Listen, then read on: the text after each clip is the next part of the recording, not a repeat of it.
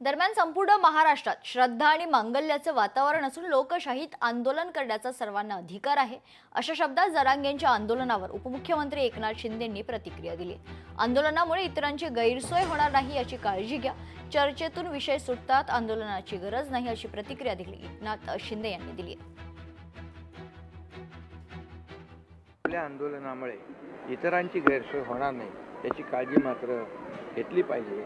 आणि मी जेव्हा मुख्यमंत्री होतो, मी देवेंद्रजी, अजितदादा, आम्ही आमच्या मंत्रिमंडळाने मराठा समाजाला 10% आरक्षण देण्याचा आम्ही निर्णय घेतला।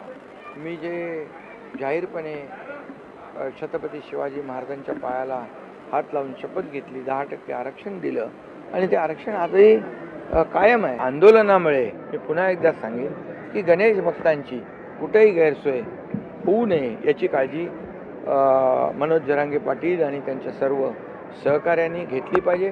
कारण आपण पाहिली या महाराष्ट्रामध्ये मोठी मोठी आंदोलनं झाली, परंतु आपल्या आंदोलनाचा इतर लोकांना त्रास होऊ नये याची काळजी प्रत्येकाने घेतलेली आहे। लोकशाही मराठी ऐका, पहा, जागरूक रहा।